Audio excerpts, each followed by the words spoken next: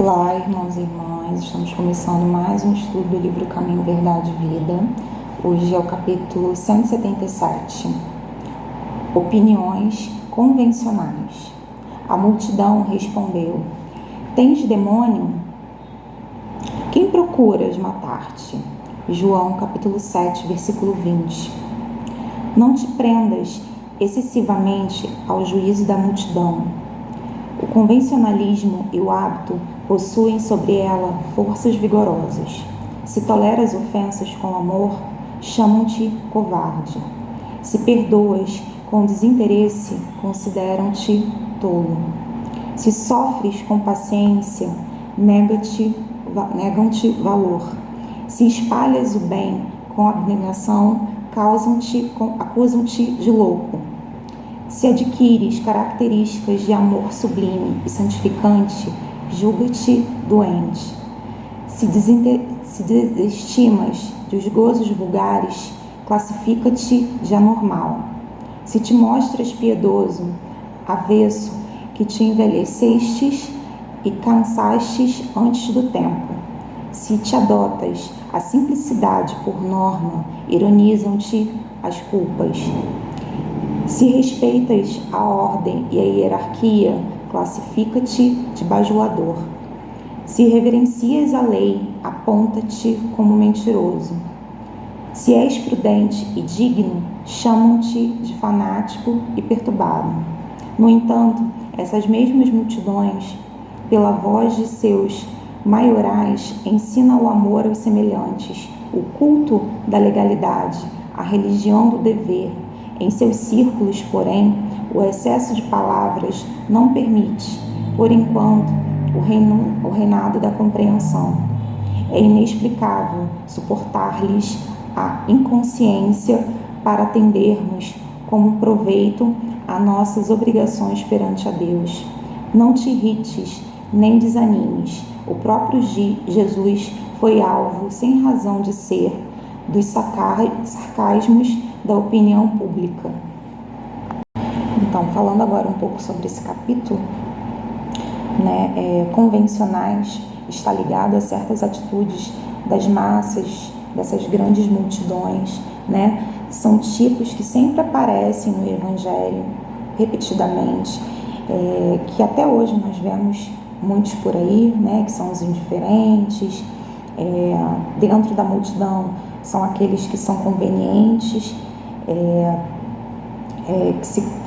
quando precisam ter um pouco mais de esforço, eles acabam por desistir, e eles sempre vão com base no que a maioria está fazendo. Mesmo que não seja o certo, eles acabam indo pelo que a maioria faz. Os discípulos, que já são donos da própria consciência, mesmo que estejam indo contra a maioria, eles deixam de ser mais um na multidão e eles acabam se tornando apóstolos, que são aqueles discípulos que conseguem o aperfeiçoamento. Apóstolos são aqueles que têm uma relação com essa multidão, mas que não menosprezam essa multidão. Eles têm uma visão de que eles acreditam na verdade, mas eles conseguem ir sentido oposto à maioria.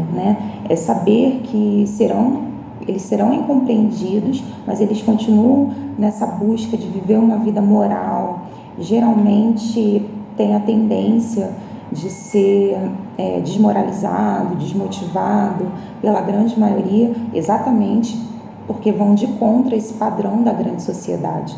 Nem Jesus, como é dito no texto, escapou de ser incompreendido, exatamente por falar diferente, porque por mais que ele conseguisse levar um grande público para assistir suas palestras, muitos daqueles que lá estavam eram contra ele. Não podemos desviar dos nossos objetivos, que é ter uma vida com os mesmos fundamentos, com os ensinamentos que Jesus nos trouxe.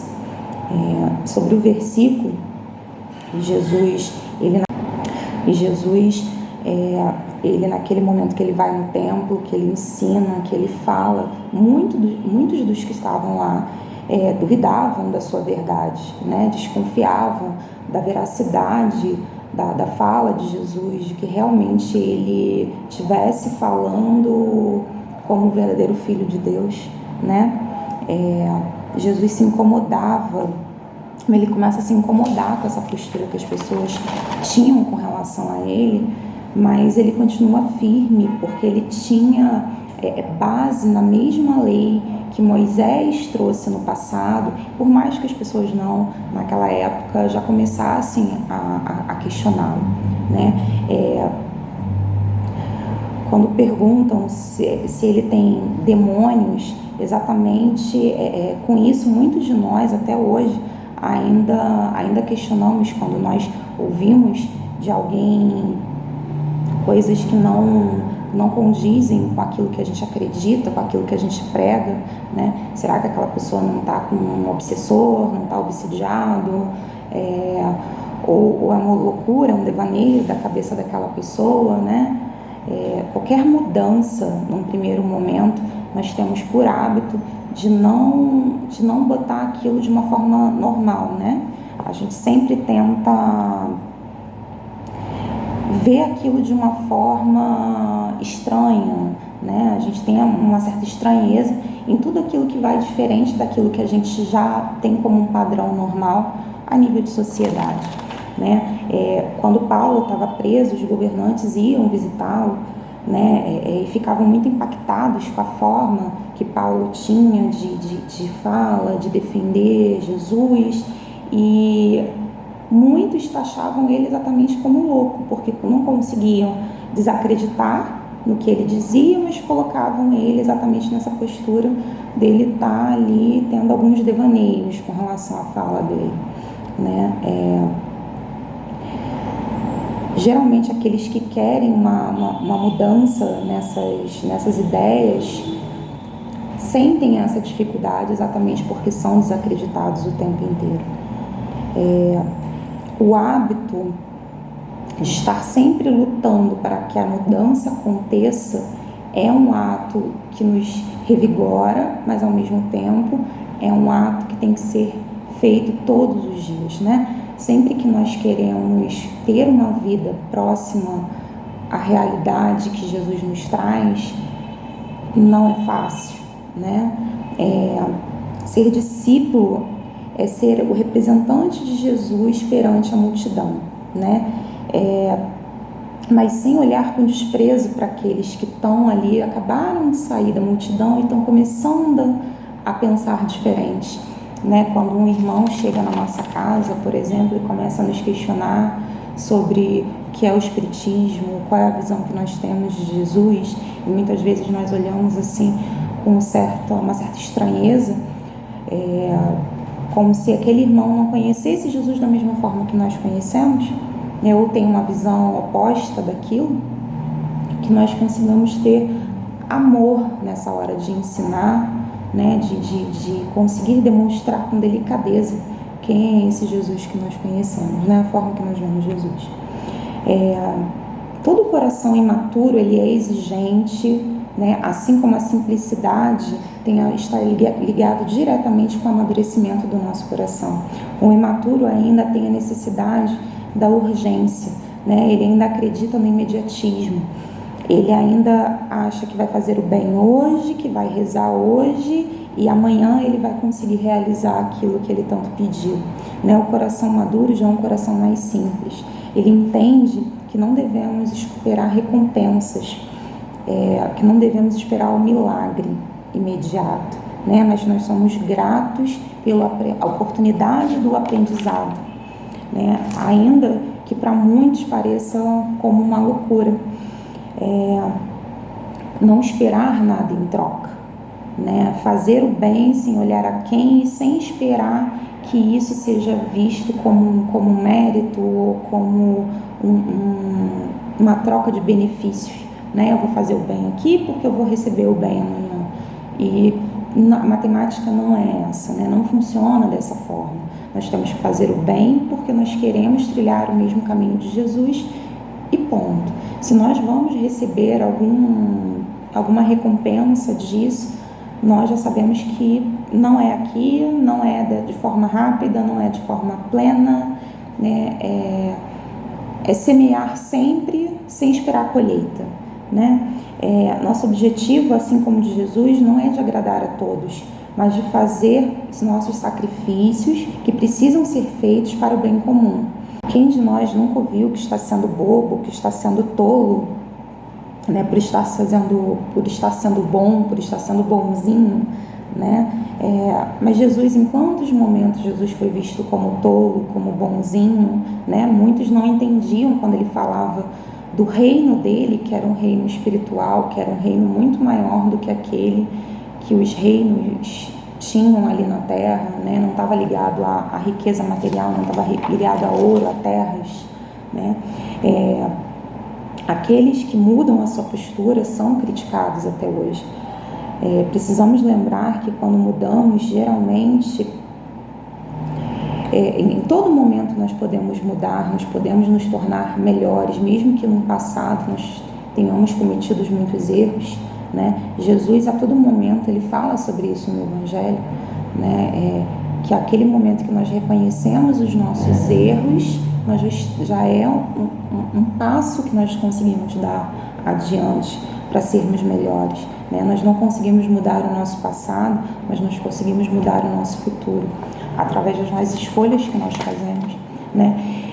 Em tempos de valores tão distorcidos, onde a aparência, o poder, o dinheiro, a fama se tornam algo tão comum, é muito difícil ser simples, né? Gera uma estranheza na multidão quando nós escolhemos, quando nós entendemos que é muito mais importante os critérios internos do que os externos, né? Nós somos vistos muitas vezes como fanáticos, como bitolados, né?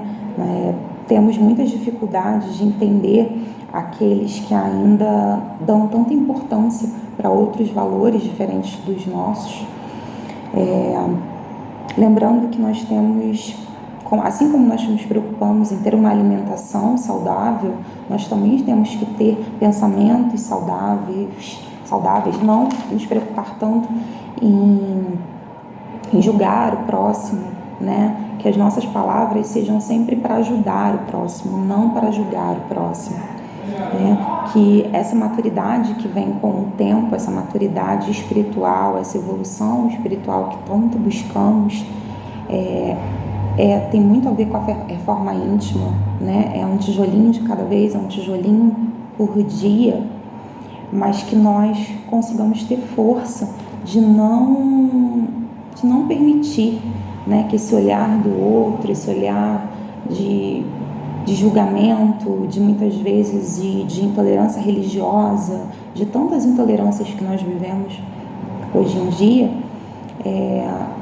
que nós consigamos ter força de nos manter íntegros, de nos mantermos firmes na nossa fé, naquilo que nos conecta ao nosso coração, né? Que nós consigamos ser sempre aquele ponto de luz no meio da escuridão, né?